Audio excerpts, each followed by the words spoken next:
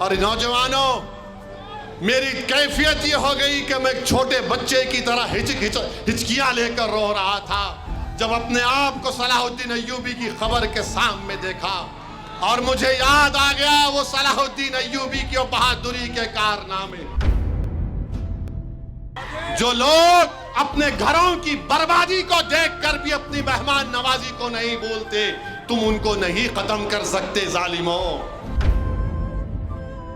मैं गया था 2006 में, जब यही जालिम, ये हुकूमत जब बीरूत पर बमबारी कर रही थी, उस वक्त कुछ 32 मुसलमानों के एमपी थे।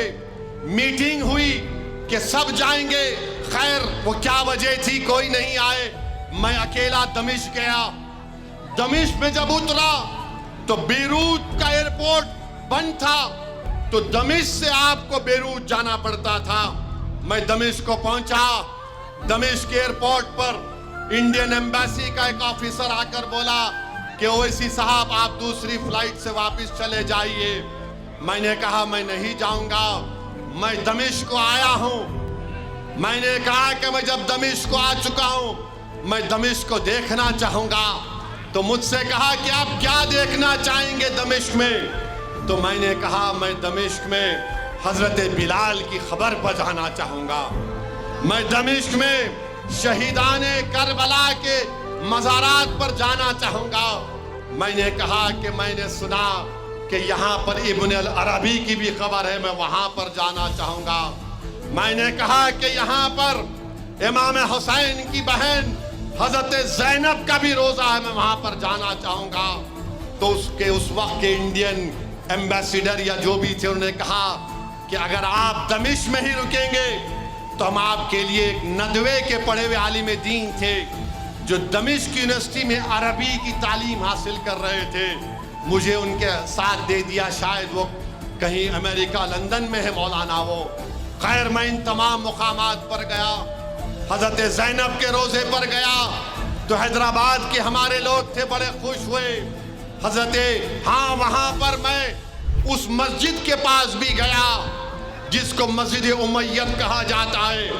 और अगर मेरा हाफिजा सही है तो अबू दाऊद शरीफ की हदीस है कि हदीस शरीफ में आया कि अल्लाह के रसूल सल्लल्लाहु अलैहि वसल्लम ने फरमाया कि इस जगह पर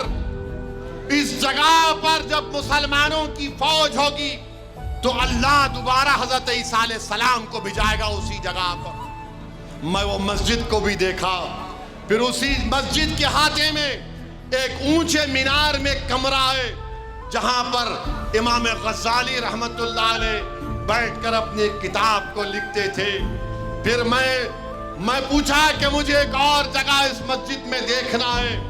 तो उस नदवे के आलिम दीन ने मुझसे पूछा कहां पर?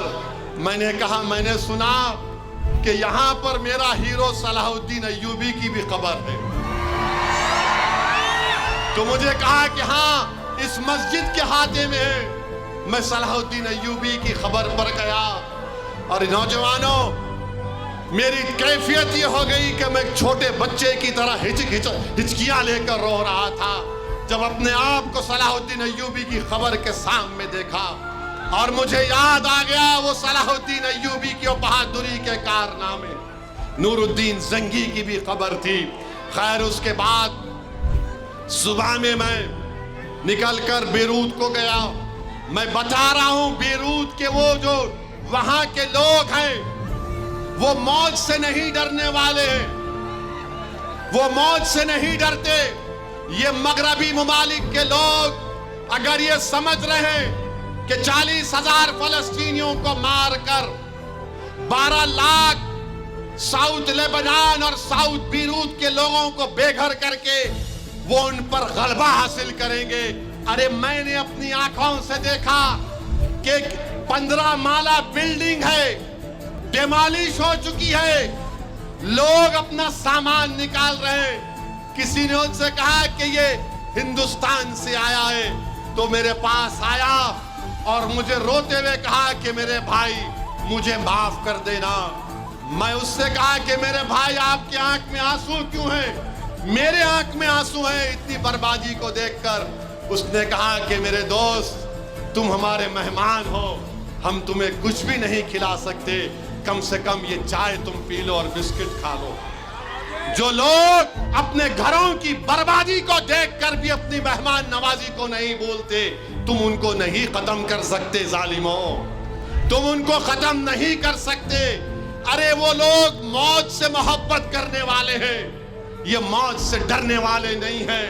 ये जालिम बेंयामिन नेतन्याहू, तू वहां पर मार रहा है बेरूत में, तू फलस्तीनियों को मार रहा है। इंशाअल्लाह ताला अनकरीब में भी कुदरत तेरा खातिमा करेगी, इन जालिमों का अल्लाह खातिमा करेगा।